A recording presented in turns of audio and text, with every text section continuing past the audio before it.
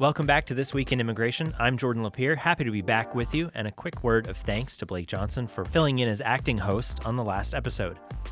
On the program this week, the Pentagon will send 300 service members to the border, what's happening with immigration legislation in Congress, and how Mexico is trying to manage a migration crisis at its own southern border. All that just ahead. Before we get started, please remember you can subscribe to this podcast on Apple Podcasts, Google Play, Stitcher, or wherever you get your podcasts. And if you leave a review, it'll help more people find our show. You can also stream This Week in Immigration on our website at bipartisanpolicy.org/podcast. And as always, check out bipartisanpolicy.org/immigration for more information on the stories we discuss here on the show.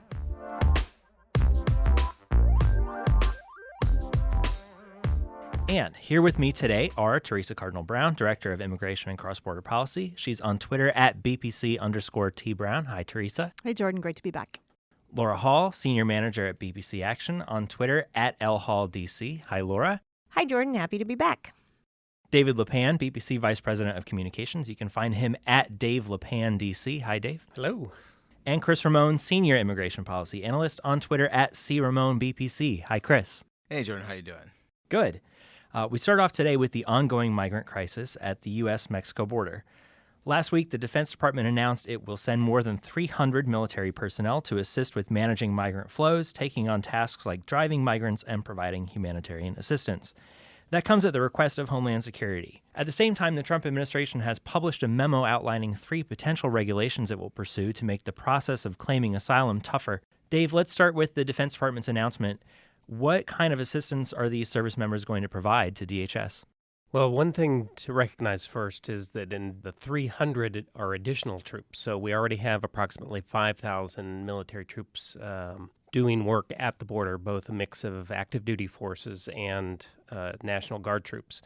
The additional 300, the Pentagon has said, will be doing duties such as, they're sending military lawyers, they're sending drivers, and they're sending cooks, as they call them. And they've described their role as the lawyers assisting CBP attorneys in the conduct of their duties, although I'm very curious as to see how that would play out since military lawyers don't necessarily have experience in immigration law. Cooks, again, I don't know how much actual cooking they're going to be doing. The descriptions have been about passing out meals and water and things like that to migrants. And then drivers, obviously a lot of roles for drivers. The Pentagon did have a policy that dates back to 2006 that prohibits interaction between military forces and migrants. They've waived or relaxed that policy to enable this deployment. So again, it remains to be seen how much interaction these individual service members will have with migrants and how much they will be there just supporting Customs and Border Protection and Border Patrol officials. So you've tweeted a bit about this issue. What are some of the complications that might arise from having military personnel in these positions, in these roles at the border? Well, the chief one is the law, the Posse Comitatus law that dates back, to the 19th century, but is still a law on the books. It's one that's been adhered to over many years, and that prohibits U.S. military forces from engaging in domestic law enforcement activities. The Border Enforcement Mission is, at its very heart, a law enforcement mission. That's why we have Customs and Border Protection and Border Patrol agents who are sworn law enforcement officers that carry out those duties. So it requires DOD to be very careful in how they employ those military forces at the border, that they don't run afoul of that law. As I mentioned, they've already looked at waiving a policy, but they can't waive the law. So they have to adhere to that in whatever they do. Theresa, I'll turn to you here. The Trump administration had been clear that it was going to pursue steps to tighten the asylum system and, quote, get tough in the wake of Kirstjen Nielsen's resignation last month. What are the regulations they've proposed, and what do we know about how they're going to be implemented? So there are 4 different regulations that the memorandum asked the Secretary of Homeland Security and the Attorney General to propose, all of them relating to how asylum applications are processed from people apprehended at the border. So the first one would say that if someone is apprehended at the border and asks for asylum, their hearing before an immigration judge would be limited only to whether or not they qualify for asylum. Right now, a judge could consider other forms of relief from removal that they might be eligible for, but this would limit it to what's called asylum-only hearings. That is a process that takes place in certain other contexts but hasn't been applied to this population before. A second proposed regulation would require that immigration courts, as much as possible, try to complete these adjudications within 180 days. That is a guideline that Department of Justice has right now. This would put it in regulation, which has a stronger force upon the agency to try to get done. There would be a proposed fee for asylum applications. Now, this is something that is authorized in statute, but we have never done before. The way our fee system works for most benefit applications is everyone else who is applying for an immigration benefit, whether it's a temporary visa or a green card, pays a little bit more than the cost of processing their application to cover the cost of our refugee and asylum processing, because it's expected that refugees and asylees would not have access to those funds. So this would be a significant change for us. And then lastly, it would limit the ability of applicants in these proceedings, particularly if they have entered between the ports of entry, to get work authorization. So right now, someone who's applying for asylum can apply for legal work authorization after their case has been pending 180 days. This would say that only applies if you apply at a port of entry and not between. Cris, can I ask you, what's the reaction been to these proposals so far? What you've been seeing is, at least on Democrats and immigration advocates, they've been incredibly critical of these measures. In their minds, this is sort of infringing on the capacity of individuals to be able to access asylum rights or being able to access asylum status here in the U.S. But, if you're taking a step back and you're looking at sort of like the substance of these actual memos, first of all, we need to see what the regulations look like. We don't know what that is. I mean, what's important is that, as Theresa noted, that the memo sets out that there need to be proposed regulations that the White House wants to see, and then probably move through the Administrative Procedures Act to ensure that those regulations go through the proper channels to be developed. So I think that there's a lot of ambiguity right now as to how the regs are going to be written and how they're going to be implemented. And but immigration advocates have, more or less for the last year and a half, have been very critical about how this administration has been handling and managing the crisis at the U.S.-Mexico border and trying to change or adjust the asylum system and the capacity of individuals to seek and apply asylum. So, I think that they might be getting a little bit ahead of themselves, because I think there's a lot of questions that need to be answered as to how these things are going to be implemented. So that brings it back to, and I'll put this question to all of you, are these two steps taken together likely to help the government in managing the migrant crisis, or what would be an approach that might bear better fruit? Well, two things. One, on the asylum regulations, nothing of this is going into place now. The memorandum says that the departments have to propose regulations, and as Cris mentioned, if they go through the normal notice and comment period, we might not see final rules and any of this implemented for a year. So it's a statement of what they want to do, but it makes no changes now. So it's not going to have any immediate impact, at least directly. Whether it indirectly shows migrants that things are going to get tougher, that may actually encourage more immediate migration as migrants try to come in before these regulations go into place.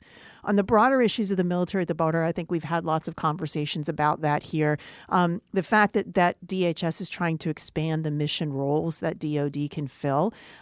It's a question why we're using our active duty military to do that. Frankly, those are jobs and roles that they could contract out. They have money in their budget to make contracts for commercial drivers and for cooks and people who could do some of these other jobs. It's unclear that the military is the one that has to do it.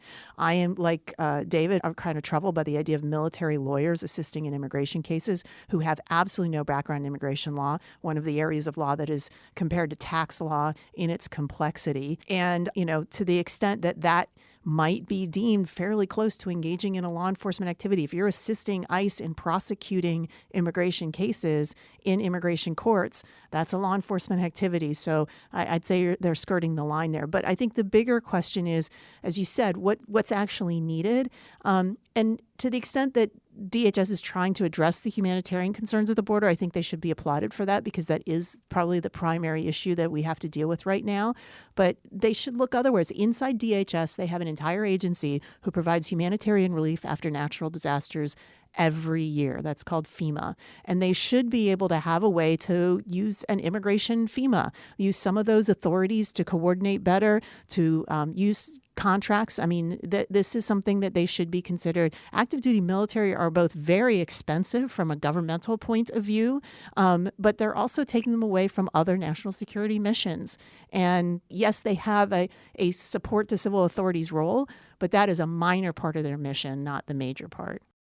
Dave, I see you nodding along. Yeah, absolutely. I agree with Theresa on all those. Just a few additional points. Not only military forces, very expensive, but also highly trained. You know, one of the things I'd address is people that have spoken out in support say, well, the Border Patrol and Customs and Border Protection individuals are highly trained for their mission, and they're being pulled away from that law enforcement mission to do humanitarian assistance. But then they think that's okay to take highly trained military forces away from their training and their mission to be able to do these things. So as Theresa said, contracting out those things make a lot more sense. The other one is the military has in the past provided humanitarian assistance both here domestically and overseas. Think of Hurricane Katrina, think of, major storms and things like that. But those are very short-term engagements. The military will be there for days, maybe weeks. This mission is scheduled to go for nearly a year, and if the acting Defense Secretary Shanahan today said in testimony, he doesn't see an end in sight to DoD support to this mission, so it could certainly go beyond a year. So that doesn't add up. And the last thing I'd say on that point, too, is that these service members, to Theresa's point, have a mission, national security mission. They have very specific duties that they train for. They are not able to do their training.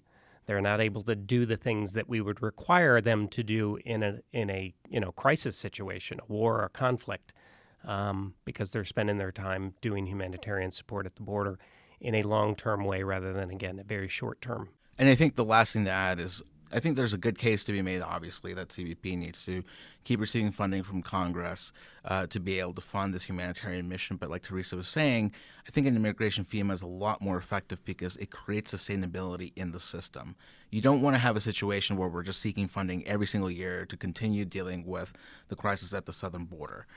That's not sustainable. That's just simply us trying to sort of support this mission through through periodic requests for funding. It's more important that we set up an infrastructure, including an immigration FEMA, to have the capacity to be able to respond immediately without having to go to Congress every time to receive funding. And I think building something that's a lot more permanent and can respond, I think, is really important as we're dealing with what's happening right now. Yeah, I think that the last thing I'd say about that is it's not like we haven't seen migration situations before where we have a new flow of people that comes in a certain way. We've done it before. It's likely to happen again, and yet we don't have that sort of surge capacity or resilience in our immigration system to adapt and adjust. We always find ourselves reactive and on our heels.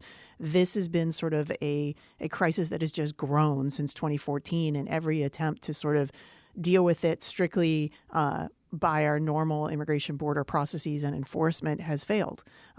We need to address systematically our asylum system. Yes, I don't know that this memo is going to have the kind of impacts that the president wants, and we don't know when it's going to put in place. But we also need to think about when there's a humanitarian aspect of it, how do we deal with that? And I think the way it's been handled is both not the most effective, but also not the most efficient. All right, when we come back, checking in on Congress.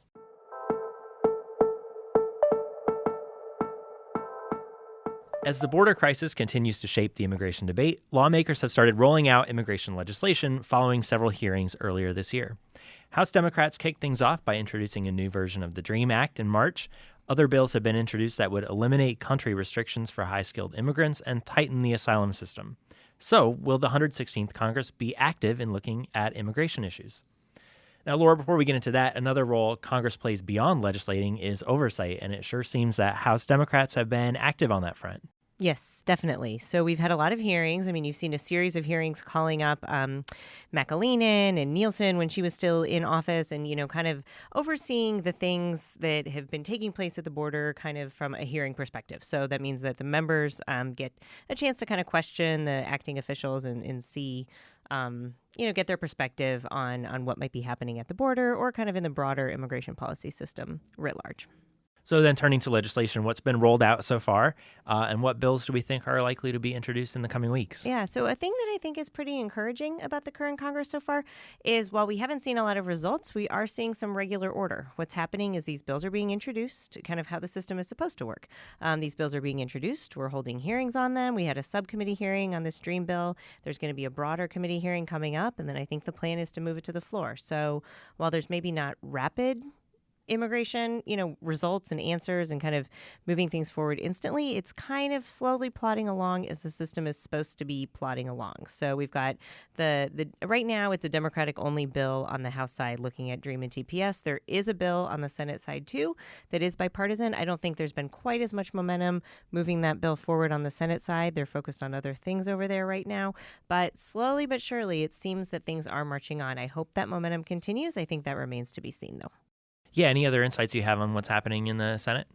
I think the Senate is a little bit of a different ball game in terms of things moving forward. So they just have some different rules and how things are governed in the Senate. You can't really move things through by a simple majority that you can in the House. So I think that plays into how things move in the Senate. It's just a closer margin over there.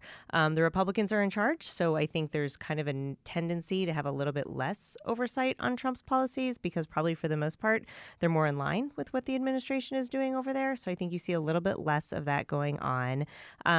There are still some momentum on certain things. The Graham and Durbin kind of Dream bill that's been around a long time is back again. There's some other things, legal immigration fixes, and so there's some progress over there, but it's probably not as much as is happening on the House side. Now, so various media outlets have reported that House Democrats didn't include Republicans in the development of the latest DREAM Act that you mentioned. Do you think that decision sets a tone for how Democrats are going to approach immigration legislation in this Congress?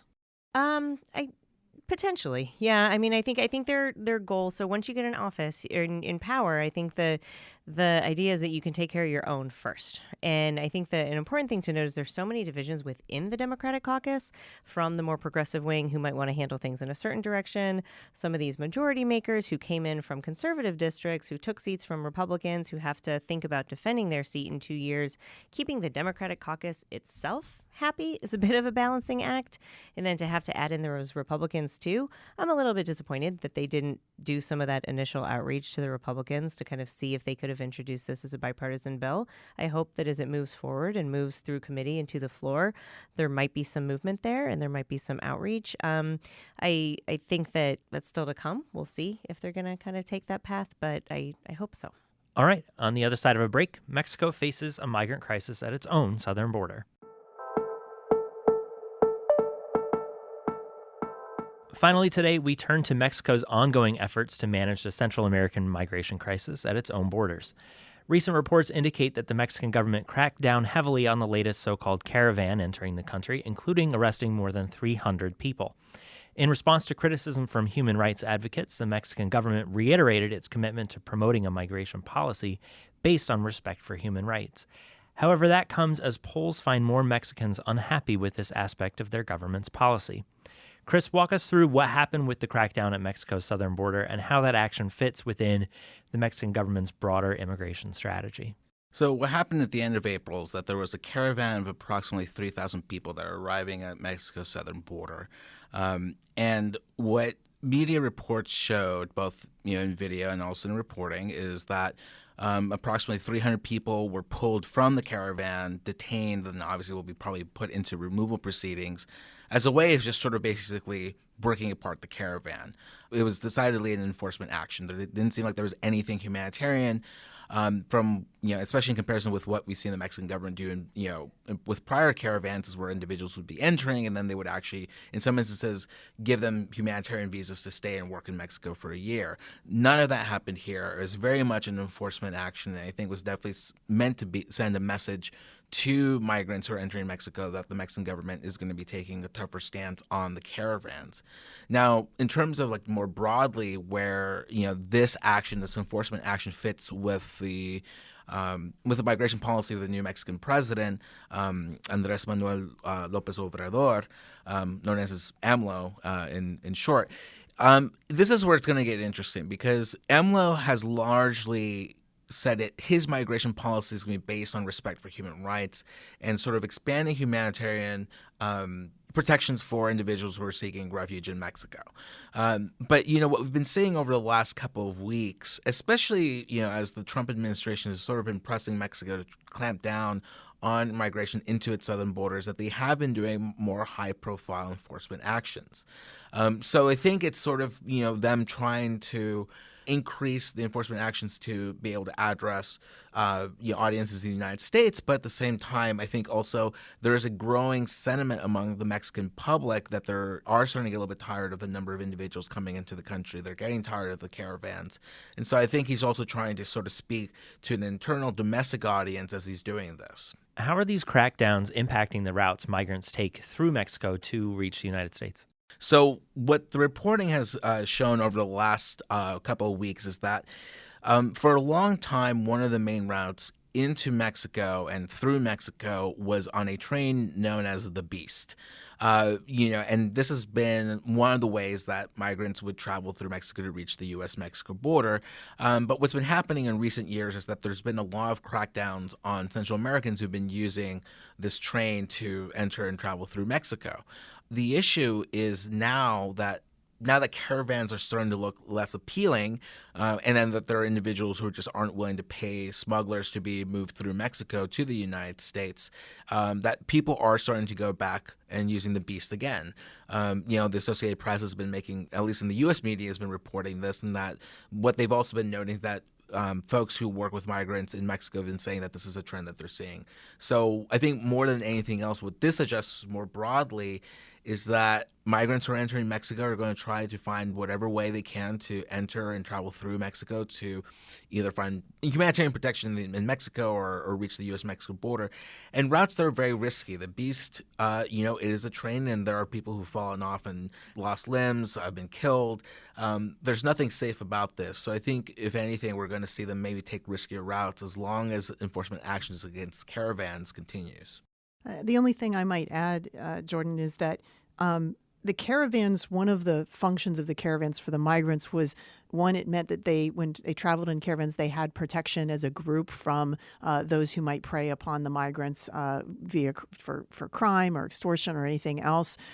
They also felt like they did not need to pay the smugglers to get them up to the north, and as Cris said, a little bit safer path. That was one of the reasons for the formations of the caravans in the first place. If the caravans no longer are a viable way to come north, you will see not only them using the Beast, but the smugglers now have an even more, leverage to encourage them to pay the smuggler to get them north safely. So every action in this situation is having a consequence, and we need to be clear that it's not necessarily stopping people. It is maybe changing the way they're trying to come, and so we need to think more broadly. The other thing, I think, just going back a little bit to talk about AMLO's policies, he's got a domestic problem for sure, but he also has a Trump problem. The president has been very, very harsh on the Mexican government to encourage them to crack down on migrations, has threatened to close the border. And this president has been, I think, trying to figure out the best way to either engage or not engage or respond to everything the president throws at him. And at least publicly, what he said is he does not want to get into a public fight with President Trump over any of this, that they want to be working with the president. But at the same time, he has this domestic balancing problem of wanting to seem like a very welcoming president and respecting human rights while still dealing with a domestic audience that is starting to raise the same kind of concerns as people in the United States have about irregular migration through their country. It's going to be a challenge. Yeah, because I think one survey that came out was widely distributed through Mexico was the Mexican paper El Universal had a survey about what should AMLO do about the caravans through migrants, and 51.8% said that he should actually stop the movement of migrants into the country. And this is just one survey, but that really shows that, there is starting, or at least a resistance to his policies is starting to emerge in Mexico if it hasn't already been there already. So how do you sense that he's trying to thread that needle to navigate between growing opposition to these migrant flows and what he's campaigned on in his election campaign and what he's trying to govern on in terms of a more tolerant policy? A few weeks ago, I tweeted that what AMLO is facing is not unlike what President Obama faced throughout his administration, but definitely during his first administration, where both leaders had a very welcoming and open policy on immigration, trying to protect rights, especially more on AMLO's side, more so than Obama. But there was this rhetoric of welcoming, but at the same time, much like President Obama, who actually had a hardline enforcement, position on when it came to actually enforcing immigration law. Immigration arrests increased, removals increased especially under his first administration. What we're seeing with AMLO, I think, is the exact same thing, where he had or at least members of his government had a press conference after this action against the caravan, reiterating his commitment to migrant rights. But I think, if anything, he's kind of putting himself in a straitjacket, because that limits his capacity to say, you know what, I do respect migrant rights, but I also have the capacity to be able to enforce our borders and secure our borders. So as long as he keeps kind of having this sort of positive, welcoming rhetoric, it's going to be hard for him to appease individuals who are migrant rights advocates in Mexico, while trying to then also pivot to the domestic audience that is starting to become a lot more critical of the movement of immigrants into the country, and pivot towards President Trump in the United States, who also wants him to crack down. So it's sort of like the position that he has right now isn't really helping at all. And as a result, that's really, I think, where he's going to have a lot of trouble. Yeah, we wrote a little while ago, actually, Cris wrote a little while ago, a blog post on the limits of rhetoric in dealing with immigration. And we did that looking at the first year of the Trump administration, where he had really heavy-handed, strong talk against immigration, that he was going to secure the borders. But the actuality is that not much changed at the border. And in the following year, the numbers rebounded. I think you see the flip side of that with AMLO and frankly, with President Obama, which is when you have welcoming rhetoric, even if on the ground the actions are harsher, it doesn't have the same impact. When you have a disconnect between what an administration is saying they're doing and wanting to do and what they're actually doing, the migrant flows will always eventually respond to what's actually happening, not the opposite. And so for AMLO to say he's being welcoming while at the same time increasing enforcement, that is what will eventually have the impact on the migrant flows in Mexico, not necessarily his rhetoric. And again, in the United States, the same is true. President Trump can talk a tough game, but until something substantively changes at the border, the migrants still see a pathway to come in. They're going to try to come. Yeah, I mean, if anything, because when people are traveling, at least we're looking at Central America, when people are traveling from Central America into Mexico or up to the United States, they're listening to other migrants or their family members who went through. And if anything, this crisis has really shown us is that word of mouth is really, really powerful. And so if the message is, on the Mexican side, like, hey, they're getting really tough on us, you might want to either A, maybe reconsider leaving, or B, as we were just talking about earlier, there's some other routes that we hear about that you can take. That's going to play a huge role. So, the reason why people migrate is a very complex issue, but more than, if there's one really important driving factor, it's what they hear from other people who go through the process of leaving and going through the country, and you can't underestimate that, no matter what rhetoric of whatever leader is in power and what they're saying and doing. So I want to ask you both about how these changes in the patterns people are taking, the paths people are taking to reach the border, impact our resources at the border. So as I understand it, caravans tended to take a more westerly route to avoid cartel-controlled areas in Mexico. If we're shifting away from caravans toward other means of reaching the U.S. border, how does that change the paths people are taking, and how does that impact how we distribute our resources at the border? Sure. One thing I do want to put in perspective is that the caravans get a lot of attention because it's a lot of people at once. But right now, Border Patrol is encountering the equivalent of a caravan every 3 days at the border. So it is certainly not even the majority of people that Border Patrol is encountering at the border are coming via caravans. They are coming via smuggling routes. They are coming via other routes. So we need to put that context out there. The issue with dealing with the caravans is that it is a very large volume that tends to arrive at one time.